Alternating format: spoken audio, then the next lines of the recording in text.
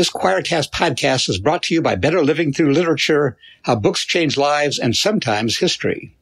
Going all the way back to Plato, genius thinkers have explored the impact of poetry, fiction, and drama.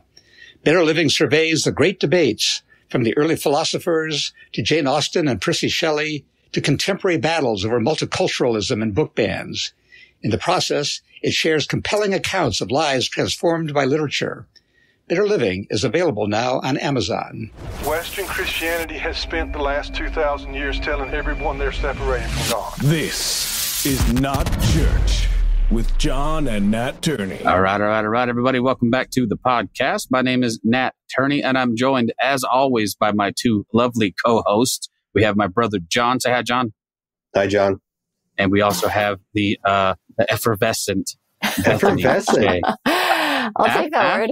I'll take that word, yeah. I broke out my word of the day calendar. You like that? Well done. The effervescent. The toilet paper. Word of the day toilet paper. First of all, ooh, what a terrible idea. But also, now I'm intrigued. Do you have word of the day toilet paper? I do not personally have that, no. I have heard of it, What happens if you skip a few?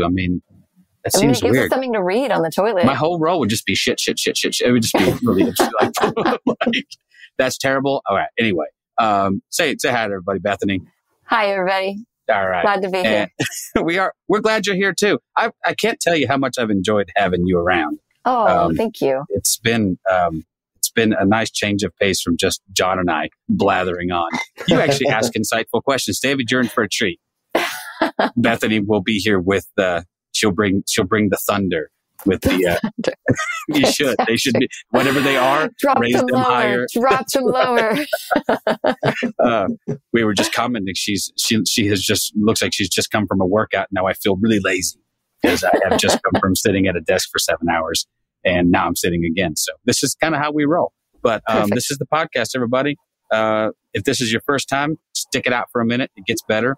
If this is not your first time, then you're not surprised because you know how this goes. This is not church, the podcast, because if it was church, you would have left by now. And John and I and Bethany maybe even would be walking out the door with you. But hey, we have an awesome guest today. Let me get to it. I don't want to waste any more time.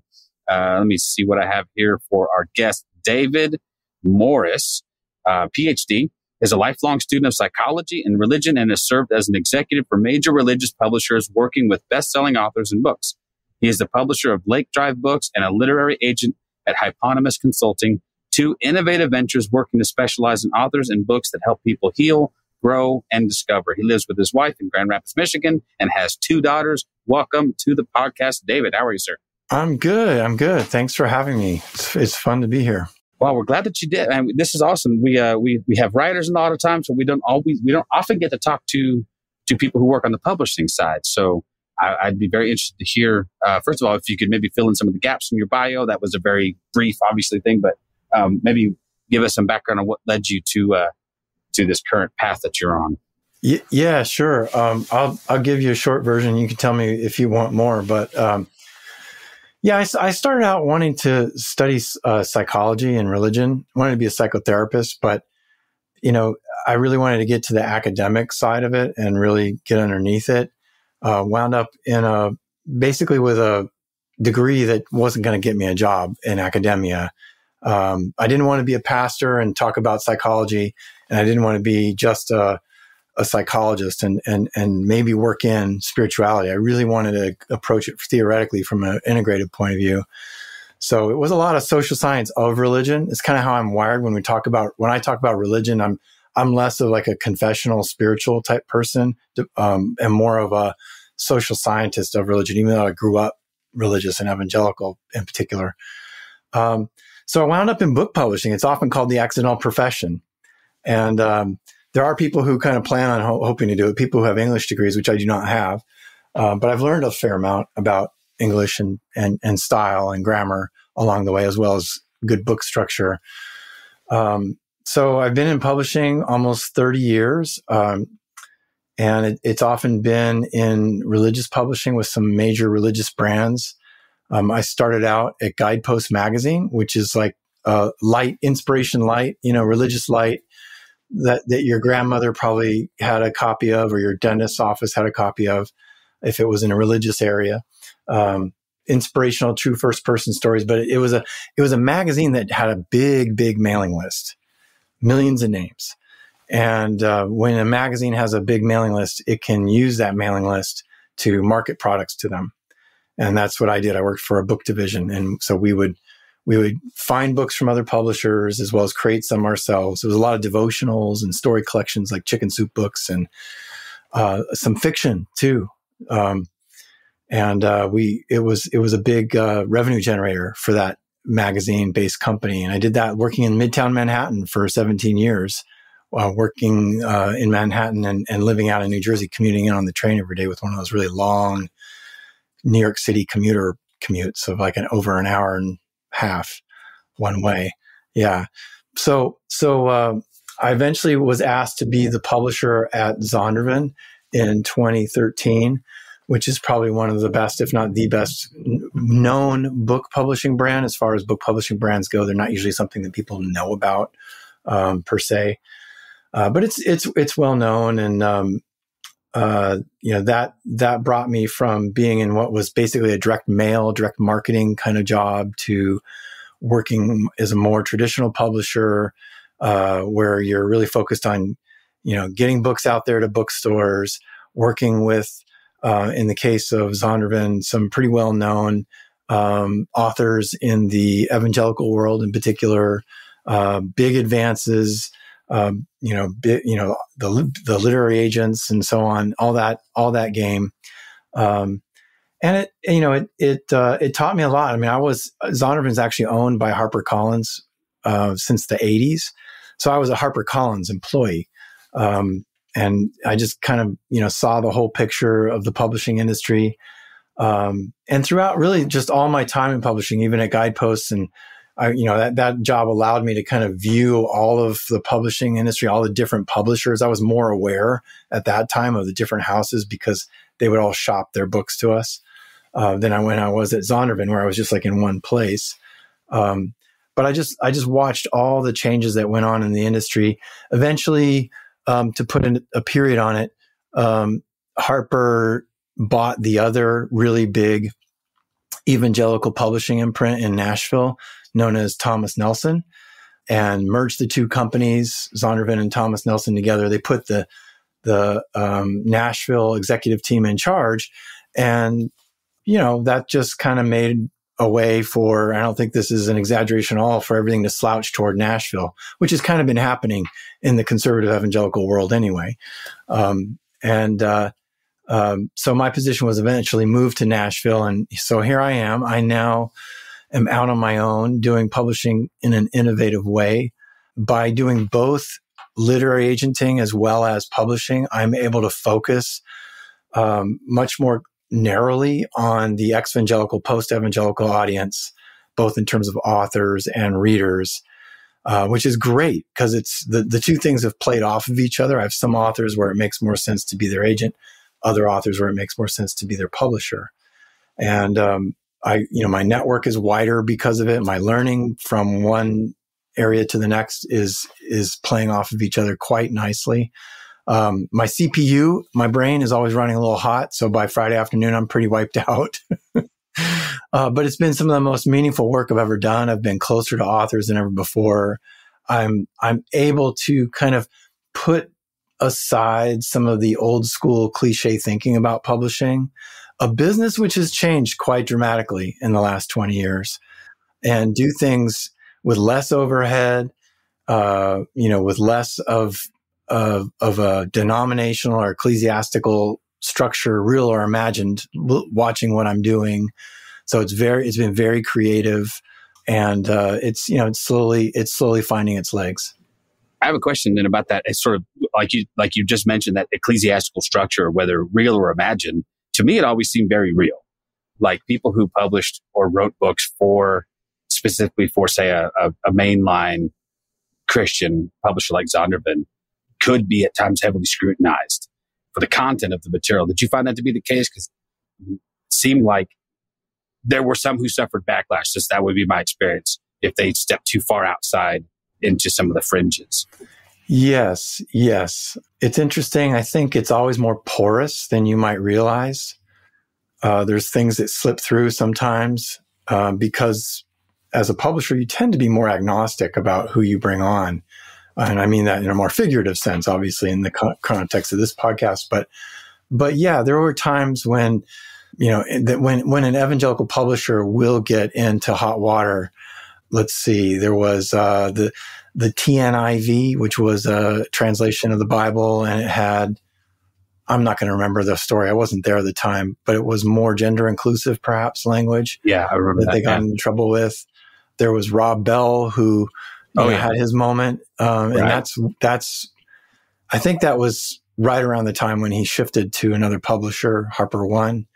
There was Rachel Held Evans got into a lot of hot water. She got a lot of her books pulled off of who's that? Bookstore. Rachel Held Evans, right? Or Jen Hatmaker as well. You must have said someone else. I was thinking Rachel Held Evans also. Got in some hot water. Interestingly enough, she was being published by Thomas Nelson, which is definitely. Okay. I mean, they also publish David Jeremiah, who just had a best-selling book about the rapture. Right. So some of the evangelical houses, as long as you've got the platform, they'll publish you. Sure. It might be there are some issues that are a little bit more hot button than others, and you can get away with a few things. But if you're queer inclusive and you're outspoken about it, there's no way it will work for a place like Thomas Nelson. That may be, someone may say, well, there's an exception to that. There's an exception to this. Well, if you get too public about it, you're going to find out some things that'll be pretty unpleasant.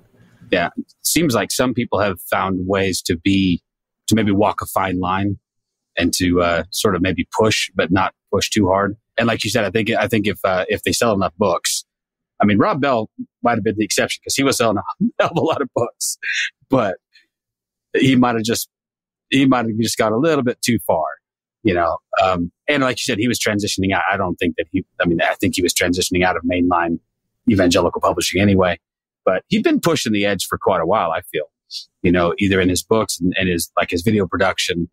There were hints that he was sort of probing the fences, as it were, to see where he could go and be safe. Yeah. But, and things definitely did shift even for publishers. Like the emergent church movement was kind of okay.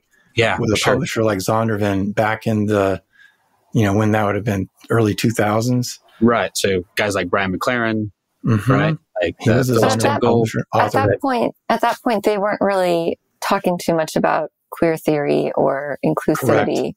It was more like, well, what do we do with global warming, or what do we do with, is creation something that's broader than the 7-day narrative that we were handed? So it was like questioning those sorts of movements more than like, who do we actually include in the movement of God, and who belongs and who doesn't belong. I found that for myself, like within my own journey of wanting to be published someday, outside of my own self-publishing, I found that I'm either too conservative for progressive publishers or I'm too progressive for conservative publishers. And so I'm wondering, like, as you are seeing the movement of Christian publishing and like the ways that it's changed over the years, like, where do you think that that's heading? Do you think that there's going to be two, like, very distinct arms of Christian publishing? You're either progressive or conservative, or do you think that there will be more middle ground movements? When it comes to the queer inclusive issue, one of my clients, David Gushee, talks about how you can't really be on the fence. So we still seem to be in a world where they're two very different camps, even though they may not say that outright. And the other thing to keep in mind is the evangelical houses, in terms of their revenue, the number of books they sell, the amount of money they make, is like you could put all the progressive publishers together and their annual revenue wouldn't even come to half of what the evangelical publishers do. Like even one of them, like Harper Christian, where I used to work, which was the combination of Nelson and Zondervan. So it's still I think the reality is the more conservative side is so much more massive from an infrastructure point of view, a resources point of view, that I guess I don't really see it as two different camps. But I will also say some of the mainline publishers, they tend to be more like or progressive publishers, which tend to be more mainline, Presbyterian, Methodist, Lutheran, but they can also, with some exceptions, obviously, but they can also tend to be more old school, like a strong focus on social justice, very queer affirming, but still not willing to talk about, like they're still sacred cows, so to speak. That's not a good metaphor when you're talking about religion and Christianity. but I don't know. I find it apropos. I mean, you can't like talk about atheism in any sort of extended manner, for example, and whether for better or for worse, you just can't. You can't ask the big question about the supernatural existence of God. And I think that's where a lot of people are headed. They want to learn how to be spiritual beings, spiritual humans, without having to agree to a supernatural, like a divine being necessarily. That maybe they want to define it in different ways, but they just don't want to go all the way of saying there's this big guy in the sky. And that's the way a lot of people still operate that way, whether it's implicitly or explicitly.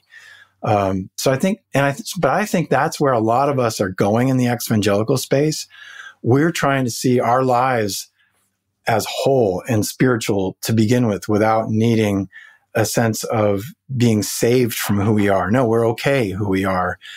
And what does that mean in terms of talking about ourselves in sacred and spiritual ways? That's what we're trying to figure out. And I don't think progressive publishers who are still very much holding on to their church foundations, are going to help us get there right away. Does that make sense? Sorry, I'm a little dogmatic. No, that definitely makes sense. I'm a pastor. I just preached a sermon yesterday on what salvation. No, it's all good. That salvation is it's divine inclusion, and I think that's like we just miss that. We try to like parse everything out within ourselves. And I love what you're saying about people experiencing spirituality as a sense of wholeness instead of having to agree with some sort of doctrinal statement or a formula that they were handed of what it means to be saved. Instead, it's just like, how do we come back together again after we've been fragmented most of our lives? So I appreciate that. And how do we find language for that, even in your church setting? Like that, there's so much ground there. We've all been so extraordinarily conditioned. Our religion in the United States is so socially structured that we, like, I'm someone who likes to go around saying, you've heard of those Bible in a year reading plans. I'm into it because I've been in religious publishing, right? And it's a big thing. Well, I'm for like, stop reading the Bible for a year and then maybe pick it up. Read some other things. Read some psychology. Read some science. Read some Bart Ehrman. Read some biblical studies, for example. And but Bart's an atheist. I can't do that. But then, if you do that, you might find that when you come back to Scripture, sacred Scripture, you're reading it with eyes that you never had before. A sense of freshness. I mean, it's just we are so over familiar with our religion that it's, to me, we don't have language to move forward in the time that we live in, and we've got to create it. For sure. John and I had the awesome privilege of interviewing Terry Wildman, who was the lead translator for the First Nations version of the Bible, of the New Testament. And what John and I both experienced, I won't speak for you, John, you can add on to this, but we both experienced having the First Nations, Native American approach to reading Scripture changed everything. Like, it was the first time in a while he read a passage of Scripture to me, and I can't remember the last time I was moved by Scripture. But hearing it from a completely fresh perspective was like, it was groundbreaking. Like, it makes sense. I mean, just like you said, coming up with new language for stuff that we are over familiar with. I've been reading the Bible since I was old enough to read, and sometimes it can become rote and, sort of expected. And he took me by surprise with a couple of the ways that they rendered some verses. And I'm like, maybe that's the deal. But John also had an experience with fasting from the Bible, which I don't know that he has ever taken back up. That's the fear, right? I actually gave up the Bible for Lent. And so it wasn't going to be a year. It was just going to be for Lent. And then it became, I don't really see that I need it. So I actually put the Bible aside, and I haven't really picked it up since. But it would be interesting with all the other stuff I've read in, say, the last 2 years, to pick up the Bible again and maybe do not necessarily a definitive Bible in a year type setup, but just on my own. It might be interesting to reread it now with new eyes and see what I'd come away with, and if it would be as important as I felt it used to be, because I got to a point where I didn't feel like it was useful at all, if that makes sense. Oh, it's, you were saying the different translations, and David, you were mentioning the TNIV, and, there's the Message translation. And I remember when both of those things came out, people were having a hissy fit. They were like, what do we do with this? You are contaminating God's word by using different language to describe, or the different words. And, but I think it's something really beautiful happens when we read it with a fresh perspective, either putting it down for a long time and picking it back up, or finding different translations that provide extra nuance. You remember The Voice? Speaking of emergent church days, that was another translation. Yeah, I do. Yeah, but you're right. If people have that kind of reaction, then that says something about their relationship to the Bible that needs to be, it's not examined, for example. For sure. Well, I mean, people still think Eugene Peterson was the devil. How dare? Because I have lots of friends still who were like, the Message, that's just they won't read it, they won't look at it. And Eugene Peterson was a brilliant scholar. I mean, I don't know enough to challenge him on any of his choices for how he did his. I won't say he never called it a translation; it was always a paraphrase. But from what I can tell, he had a pastor's heart, and he was a good man. And I've read his other books, and they're fantastic. So, but there are what you said makes a lot of sense, and it resonates with me.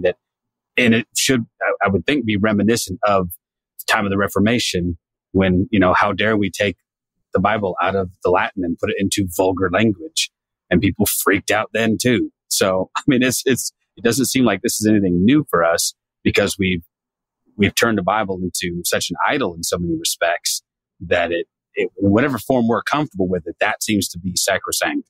And to me, I like the term sacred cow. I think it's a sacred cow that needs to be barbecued, and we should all feast upon the remains of it and see what happens. But that's just me. That got dark, Nat. I'm in Texas. We love barbecue, man. I want to slaughter some sacred cow and throw some brisket on the Barbie and see what happens, man. We'll make a nice sauce. But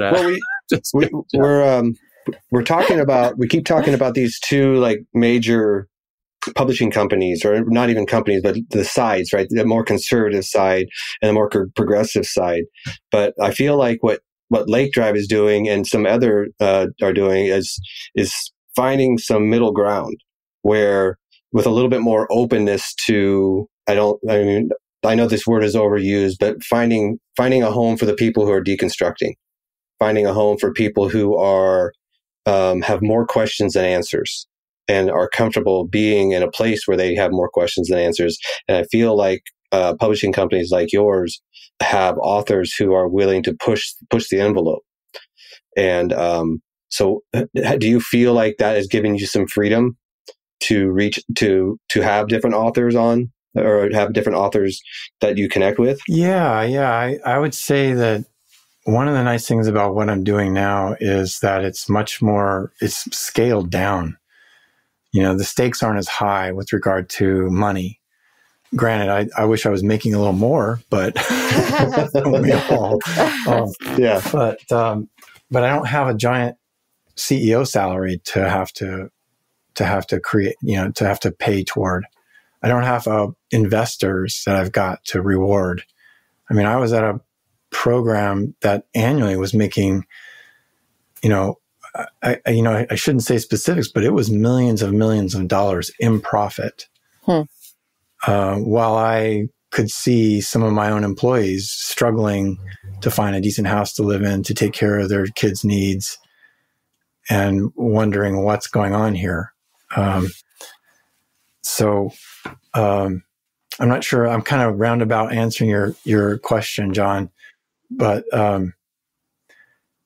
I think it's. I mean, we're all kind of just plodding along here. I don't think there are immediate answers. I think that, the words have to be figured out. So in a way, a lot of what I'm trying to do is tell stories, and, which is kind of like tough in publishing because memoir doesn't always work. Often memoir is sort of a default for people wanting to offer spiritual writing. But it also doesn't always work if you don't have the platform in place. If you've ever wondered why you feel like you're seeing a lot of celebrity books lately from publishers, well, it's true. They're really dependent upon large online platforms, social media, email, podcasts, whatever it might be. And so not having to play that big dollars game, it kind of allows things to just breathe in new ways. And so, one of the first books I acquired was a book by an author who's a journalist. Her name's Cynthia Vacca-Davis, and she over time became friends with someone who is intersex. In fact, had an even more rare version of it, where biology was actually far more mixed than you might realize. And she tells that person's story, and it's just one of those books that just blows your mind. It's like, I had no idea this was part of the human race. And I guess by virtue of telling that story, it makes you ask bigger questions like, what is the deal with like marriage has to be between a man and a woman? Or what is the deal with binary gender definitions? It isn't as clear. And, what do we do with that in if God made this person theoretically for the sake of an argument, then how does this fit? Yeah, I don't know. I wish it was. It's definitely like deconstructing as a middle ground. I haven't really thought about it that way. I usually think about deconstructing as super progressive, but in a way, it's kind of like trying to pull away from definitions that we've lived with for so long, whether it's on the left or the right. Yeah. Just to clarify, when I say deconstructing being more kind of a middle ground is, so Nat and I, and I'm not going to speak for Bethany because I've never actually asked her this question, but we went over into the hyper grace movement at one point, and we were very much involved in this hyper grace movement, which was, somewhat progressive. But then when you started, I think Nat would describe it better than I would. To me, this was the transitional movement that came out of the emergent church, went over into this. Now I could throw some authors' names that you might recognize. Guys like Andrew Farley, Joseph Prince. I'm trying to think of some other, John Lynch would fall in that category. But this pendulum swing of, getting away from legalism and getting way over into this notion that grace is radical, that grace is, it's radical. It's just this radical grace. That really, for me, became problematic when it began to overemphasize Paul and sort of diminish Jesus. Like the words of Jesus were minimized quite a bit. It was like, well, we don't say the Lord's Prayer because that's old covenant stuff, man. We're more Paulian than Christian. And it also became problematic for John and I both. And I think I can speak for you when I say this, because they were progressive in a sense where they progressed out of legalism and fundamentalism, and then they promptly stopped and planted a flag and became this movement of people who were still fine with, speaking of hell as a place of eternal conscious torment. They were still exclusively anti, they were very homophobic, very traditional, everything. Atonement theories were everything about them was doctrinally identical, except where they were like, yeah, but grace. I'm like, yeah, but your grace doesn't go far enough. Like, even your grace has these arbitrary limits on it. And I got kicked out of a lot of groups. Andrew Farley was not my friend for quite a while, and he was my guy, man. He threw me out of 2 of his groups because I asked questions about, well, how does this play out? Go ahead, John. I'm sorry. I was just going to say, and so that was, in my world, that was the progressive side. This hyper grace movement was the progressive side, and the evangelical church that I left behind was the conservative side. And somewhere in the middle was this idea of, I'm going to deconstruct all of this. So I guess I shouldn't say middle ground like it's like it's like on the fence. But for me, it was more of a level playing field where I could ask questions on both sides. So I didn't have to like staunchly plant my flag in this progressive hyper grace movement. And I also didn't have to plant my flag in the evangelical fundamentalist group either.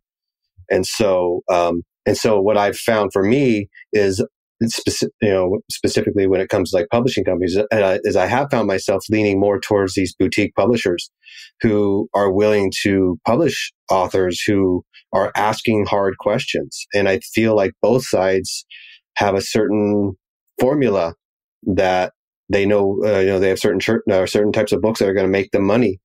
And they're very, very nervous to step outside of that. Whereas I feel like someone like Lake Drive Books is a little bit, you might have a little bit more autonomy to be able to say, yeah, that book, I want more books like that. Yeah. Does that make sense? And I do have that autonomy, and it's actually kind of nice. I will say though, publishing is very, very platform driven. And so even for some of these publishers out there, it's somewhat dictated by platform rather than it is a cultural, theological choice. One of the things I like to say is it doesn't matter today what your background is, what your creed, the color of your skin, your gender, your sexuality. What matters, if you can develop an online audience, and I don't mean superficially necessarily. This usually the ones that work, maybe it's a big following on Instagram, but if it's just selfies and, looking cool or lifestyle, that doesn't necessarily translate to mean that your audience are book readers or that they expect authoritative content from you. But if you are posting strong content, granted, we're talking social media, so it's not long form. But if the content is strong, it can translate to book sales. And so I feel like the digital marketplace has democratized or pluralized our American spirituality far more than we might realize. Granted, everybody seems to fall into a lot of the same categories. Sometimes even when they say they're not falling into those categories, you know what I mean? Right. But I do think that there's more variety than there ever used to be. I always like to liken it to, the time before audio streaming came around. We were all listening to radio. For me, I was sort of always listening to classic rock in Northern Virginia where I was growing up. But then as an adult, Napster came along and I discovered all this other music. And I was like, where's this stuff been? And that's when people like listened to Williams. I was getting more into the alt country Americana. I got into that scene a little bit more of your Texas people there, Nat. Steve Earle, John Prine. I'd never heard of John Prine growing up. John Prine. How was I 50 before I started listening to John Prine? Yeah, exactly.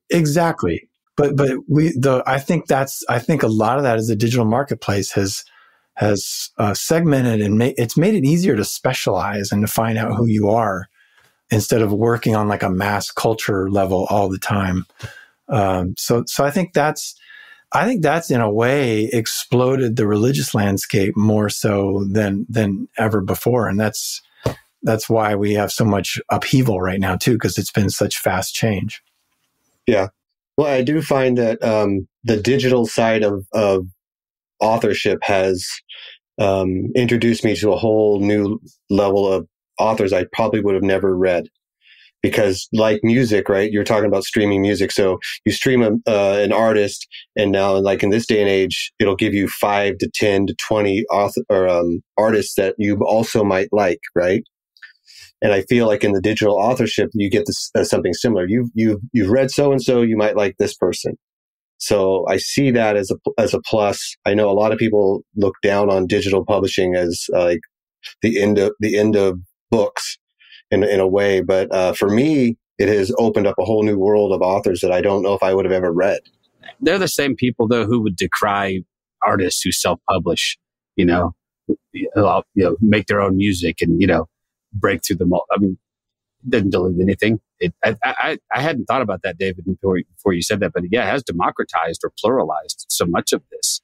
And it's open. I mean, and by virtue of that, it's opened up this space to people who probably would never have darkened the doorstep of a traditional publisher, or a traditional publisher would never have entertained their ideas. We've actually had a chance to, I think we've interviewed a good chunk of your authors on this show. I know we've talked to David Gushee.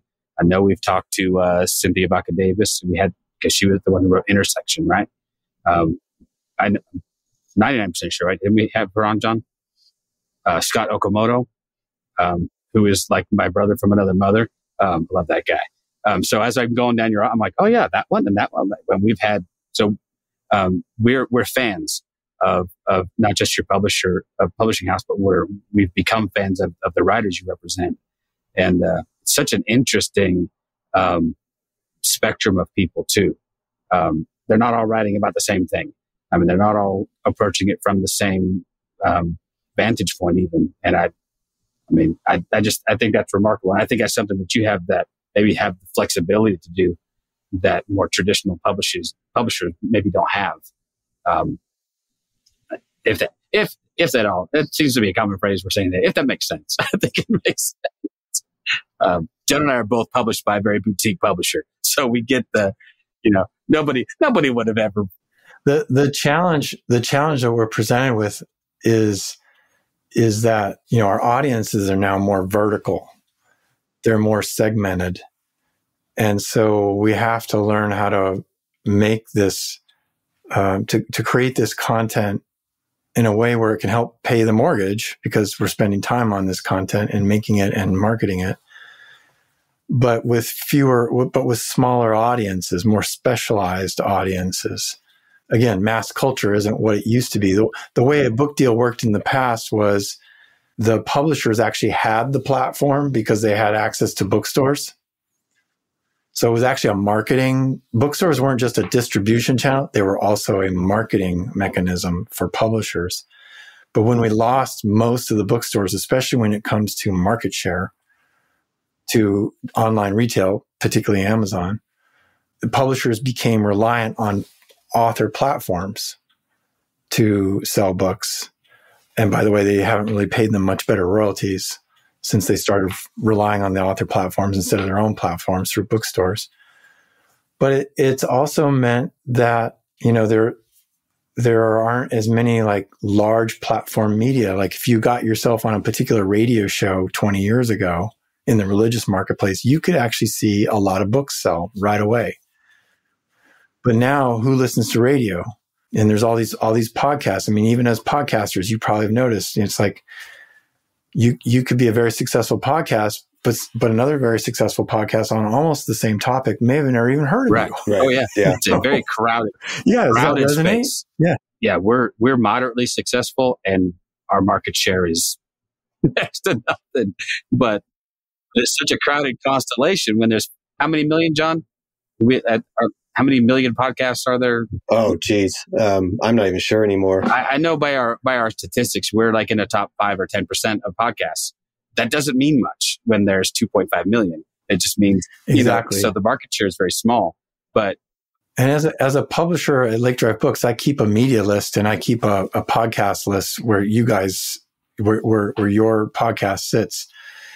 And at first I thought when I got out of evangelical publishing, there's only going to be a handful of these podcasts. Well, yeah, I quickly figured it out. It was like, oh no, there's a lot, and some come and some go, and they're not all created equal.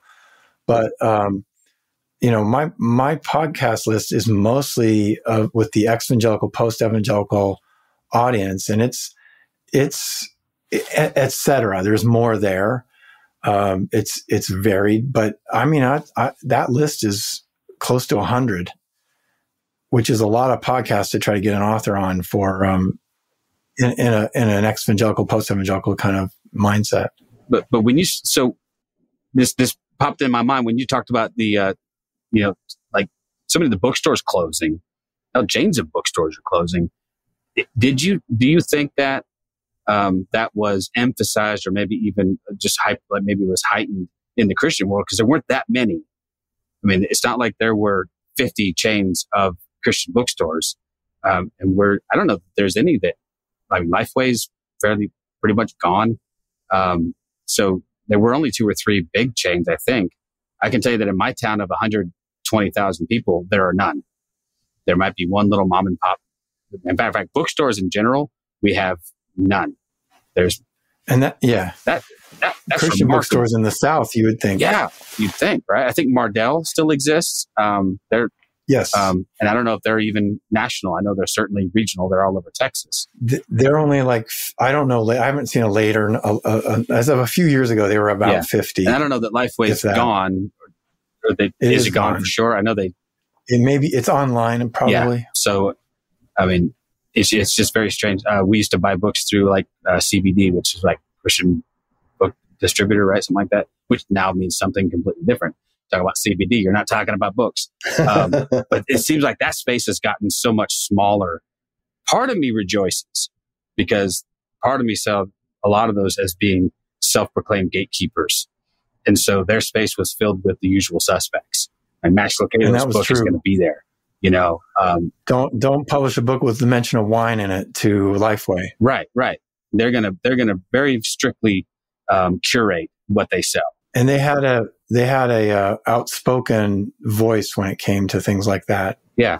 Even for a religious publisher, you had to always well, that cancels out certain things. That cancels it out. Well, even Eugene Peterson, when he came out as affirming for the hot minute, Lifeway, if I remember correctly, was like, we're taking all your books out. You won't be able to sell here. And he chose to kind of go back on that statement just so people could keep having the message. And I don't know, they had a lot of power. They held so much power for a long time. It was a disproportionate amount of influence that they held. I used to. That's true about Eugene Peterson. That was really a moment. Yeah, and I feel bad. I think it's something that later on in his life, if he'd had a chance to rethink that, I think he would have chosen differently. So I never met the man, but everyone I know who had, I think he had a huge heart, and I think I'm sure he agonized over that decision. But I for one, wished he would have been a little braver in that moment and said, you know what, stick it to Lifeway. But maybe he hadn't seen yet how much more online or digital space would have been fun. You know what I mean? Or I don't know. And again, I don't think it had anything to do with money for him. I think Bethany's exactly right. I think it had to do with access and making sure people could still get a hold of things. But anyway, we've all had moments where we had chances to be brave, and probably we're not as brave as we would have liked. But I will say, I feel like that sort of overlord kind of idea about religion and culture, I feel like it's fading. I mean, I've been out of it, so I'm probably overstating it. One of the things I've noticed in book publishing is it used to be that even a religious publisher could have a book selling really well, and it would stay on a bestseller list. And I'm talking about a list, not one that's maybe editorialized, like New York Times is somewhat editorialized. They'll put some things in, but they won't allow other things in for different reasons. I mean, they have good reasons. I don't want to diss it too much, but if it's just strictly BookScan sales, which is the company that measures cash register sales from retailers, it's a whole reporting system within the industry. When you see like Wall Street Journal, that's based on BookScan sales, or if you see Publishers Weekly or USA Today, that's strictly BookScan numbers. One of the things I've noticed lately is authors are showing up for a week, but then they're not there the next week. Whereas in the past, they could stay there for quite a while. Now, there's still exceptions to that. There's still some that are staying, but they're not staying as long or as dominantly long as they used to. And I think that's also, it's just kind of, I think that's a structural as well as a cultural evolution thing. Structurally speaking, I would say that with the way the marketplace works, the way people find out about things, the way we're gathering and telling each other about things, that authors are really relying on their built-in audiences. And once they actualize those sales at the very beginning, it's just kind of a lot slower going afterwards. So they're not staying on the bestseller list the way that they used to. I think that's really interesting. It's changing the dynamic of media and book publishing in particular, but it also has an effect on, religion not being this sort of dominant force that it used to be. And I find that, just sociologically speaking, really quite fascinating. And I think it's having an effect. Yeah, definitely. I can see that. What do you see like the future of Christian publishing being like, based on being involved in like a humongous Christian publishing company and then kind of doing your own smaller version of it, and giving voice to people whose voices might not be elevated in regular Christian society? Like, what does it look like for you being a post-evangelical person? Well, I mean, it's without a doubt very challenging, because you just don't have the church denominational structures. At one point, we all had these Christian bookstores. They don't even have that anymore, but I certainly don't have that.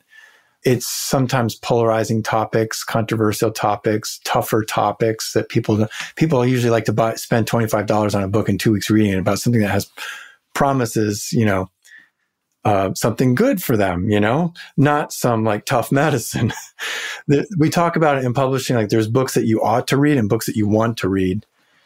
And the ought to read books never quite do as well as the ones that you want to read. Yeah, that makes sense. So I think it's a long play. Publishing is a long play. It's a long discipline. Writing books is a long discipline. Marketing books is a long discipline. The real trick is to establish a backlist of books that continue to sell, and then that starts to finance your business, and then you can go and acquire new business, which is important as well. So I feel like boutique publishers, we were talking about that a while ago, I think that's a good word. There are more of us out there, whether it's religious or not. I'm part of the Independent Book Publishers Association, IBPA, and I think that they're doing great in terms of members right now. The technology has made it possible where one-person operations can get started and have, I'm punching above my weight. Some of my authors are doing just as well as an author at a conventional house like Erdman's or Westminster John Knox or even Broadleaf. Not all of them, but definitely some of them. So that's fascinating. I'm a company of one person and a part-time managing editor, and yet I've published a book that outperformed a book at a conventional house with a pretty large staff. That tells you something right there. I think I've wandered away from your original question a little bit. Am I helping out at all? I was just curious, what I think you're answering it. Like, what do you see as the future of the Christian publishing world? Especially with I was thinking even along the lines of AI and all there's just a lot of unknowns in the future, I suppose, with publishing. Well, I think that, evangelicalism is getting exposed for being a style of religion and not actually being a religion itself. And that, I think, has a lot of repercussions in terms of commercial infrastructure and making things work. Why is it that at an Episcopal or Methodist mainline church, you find Beth Moore studies of Southern Baptist Bible studies? Well, it's by virtue of the size of the publishers where Beth Moore publishes, that's just what's available. That's what's been created. That's the resources that have been put together. There are some denominations that can't even pull off a robust publishing program. I really do think when we've seen the membership numbers of the Southern Baptist Convention go down. It's down without question. Unequivocally, they are losing members. They always have a nice spin to put on it. You'll probably hear it again at the Southern Baptist Convention, their annual meeting that happens in Indianapolis this month, in a week. And but they are losing members, and we've all seen the surveys or heard of the surveys reporting about the rise of those who are unaffiliated, the religious nuns, NONES. So I feel like, actually, to me, it feels like a hopeful time because it's become much more. I'm going to say the word egalitarian, but I mean it in the generic sense, not the evangelical sense. It's much more democratic. We can there's much more variety. And I can't help but think the large evangelical publishers are in decline as well, because they've lost there's losing all these people attending churches where they find out about books. Their denominations are shrinking. And people are just not finding out about books the way that they used to. But I also think that creates great opportunity for a more particular spirituality, a spirituality that acknowledges difference more than the sort of homogeneity of the evangelical style religion upon which so many publishers have been based. That's hopeful. I find a lot of hope in that. I do too, because it had become, and still is. I mean, it's still very formulaic. There's going to be those sort of tried and true authors that everyone knows about. But I'm curious, I don't know why I thought about it. I'm thinking of the movie Spinal Tap, John, which if you haven't seen, you should probably stop right now and go watch the movie. This is Spinal Tap. But there's a scene in there that I really like, because it's a mockumentary, if you don't know, about an aging rock group. And they're being interviewed by a young Rob Reiner, who says, so one of the interviews was, they said, when you first came to America, you were playing to 25, 30,000 seat arenas. Now you're booking into like 500,000 seat clubs. Do you think the popularity of the group is waning? And they said something I think the Southern Baptist Church or Southern Baptist Convention might say was, no, it's just that our appeal is becoming more selective. That was a long way for a short, not so great punchline. But I will say the world needs a few less Max Lucado books and more Bethany books. Absolutely. In fact, if you're not actively courting Bethany for her next book, I think you're missing out. Well, and I don't have any particular axe to grind with Max, except that he's just one of many who I don't think are writing anything particularly profound. I don't think they're... After 35 books, is it really... No, and one every 2 years. I found out basically what he does is preach a topic for a year and then compile his sermon notes into a book. I'm like, first of all, genius. But second of all, seriously, dude.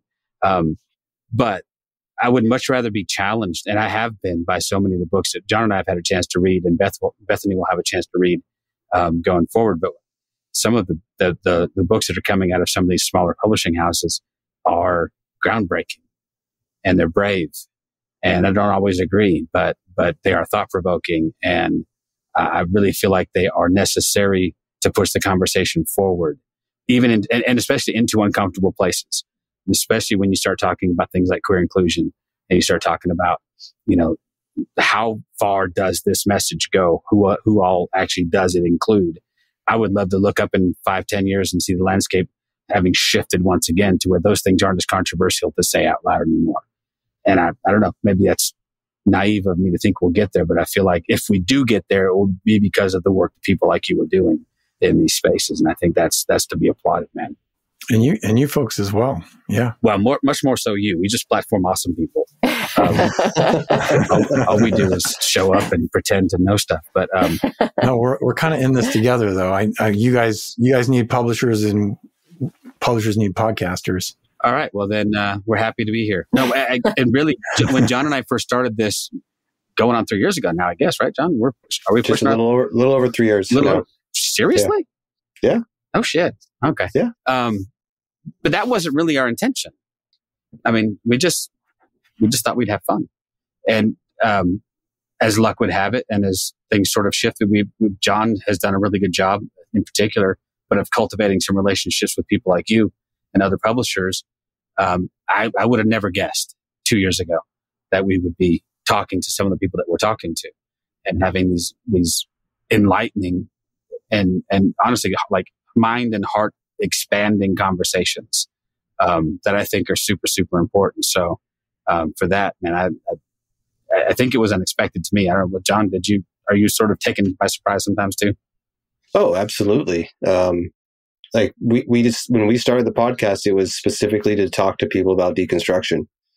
And as we realized that's a great topic, but as we talk to people who are in that deconstructing field or deconstructing space, they brought other questions in and other other ideas. So then that expanded who we wanted to talk to. So then we wanted to talk to activists. We wanted to talk to politicians. We wanted to talk to artists, musicians, people in the BIPOC community, people in the First Nations community. So it has expanded. And I think, and as we move forward, I don't see anything but it expanding even more. And it's because of people like you who bring us authors who challenge us to ask the hard questions, and then have the hard questions asked of us.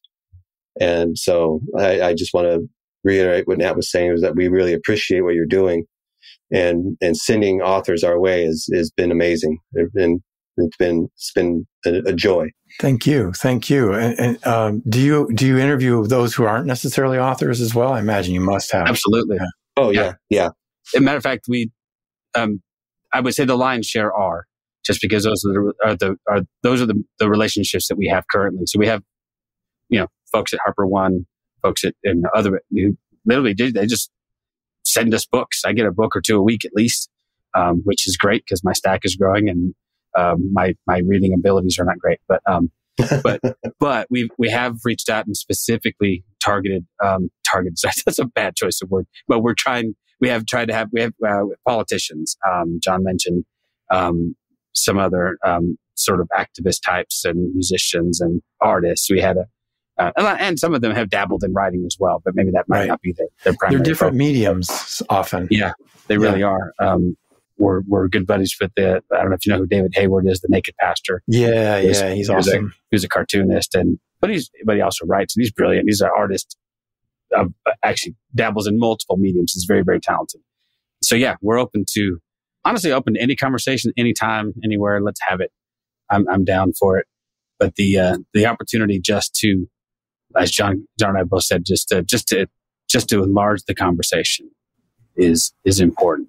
Take it out of those. I know I'm kind of getting off topic a little bit. But do you guys ever think about expanding into live events? Like not just online live, but in-person live. I say that just because it's a concern for, especially in the ex-evangelical publishing space, deconstruction publishing space. We really, that live person, that live element is so, like we've gotten so good at these online meetings. And that's been a great thing. It's been a wonderful thing actually. But at the same time, we've gotten so good at it. We've somehow, I don't know that we've gotten worse, but we haven't been able to take that next step and do the live events. I mean, there's some of that is going on with conferences like Wild Goose and Evolving Faith, and even the new Content Warning conference that popped up recently. But I'm just curious. Well, like John and I will be attending Wild Goose for the first time next month. So that'll be our first our first foray into live anything. I'm excited about that. We're going to get to meet Flamey Grant, which is a reason enough to go. And we'll get to meet our friend Brian McLaren in person. And there's a few other people that we've talked to online that we'll get a chance to physically be in the same space with, which is awesome. But David, do you mean like doing conference sorts of things, like having a podcast put on a conference? Is that what you mean by that? Yeah. Okay. Or even just staging your own conference. Or even can you find a collection of like-minded churches? You don't even have to give it a name or anything. You could just say, here's a network of people, leaders who would love to bring content to their people that's different than what they've been hearing their whole lives. And just like you have with the podcast content, the different kinds of things that you've brought, it just seems like I think sometimes part of the reason we're struggling with burnout is because we're just not connecting with each other and having the same kind of quality relationships that we used to have, where it just kind of realigned us. And so often people, as people have left the church or left the gathered spaces, even though they're still getting really good content through podcasts and watching sermons online or reading amazing books, there is like a lack of physical connection that I think our bodies still crave. And if we can create spaces where people don't have to sign a membership log every Sunday, but can still connect with each other. I think that that's a really important thing that we're missing out on as people who consider themselves spiritual. Yeah, 100%. But that gives us food for thought, something to think about. For sure. John, get ready. First podcast conference will be in Northern California. Okay. where the climate is good, and but it takes hours to get there. And they'll play Jimi Hendrix. I see Jimi Hendrix behind you, John. In the video. Yes, the listeners can't see it, but I can see Jimi Hendrix back there. And we want Jimi Hendrix, and then maybe some, I don't know, some sacred music. Well, for Northern California, we got to have a little bit of Grateful Dead. Okay, a little bit of the Grateful Dead. Yeah, a little Grateful Dead. We can all drop a little acid. Eat a mushroom or two, and then get super spiritual. And then just see where I'm. Yeah. I can honestly say I have never partaken of either of those drugs. I've smoked my fair share of weed because I'm from Humboldt County, after all. But that stuff always freaked me out. I'm like, I don't know about psychedelics, man. But perhaps I could stand to have my mind expanded. But anyway. David, I can't tell you how much we appreciate you have taken the time to come on. I also appreciate the relationship that we have, where we've had a chance to talk to your authors. Likewise. That's been super helpful to us. So continued success. We wish you all the best. And hopefully we'll have a chance to talk again sometime. Same to you three. Thanks so much for being here. It's a great conversation. I hope it was helpful. Absolutely. And we'll continue to link to all your publisher house, obviously, to your books as well. I know you've written books. We didn't even talk about the books you've written. Maybe that's another reason to have you back on. We'll talk about things you've actually done. But we appreciate you. And man, thanks so much. Thank you for listening to This Is Not Church. Be sure to rate and review the podcast on your platform of choice. If you would like to partner with us, visit patreon.com/thisisnotchurch.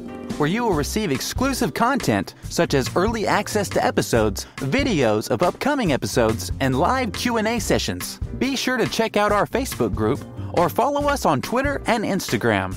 All the links are in the show notes. We'll be back soon with another episode.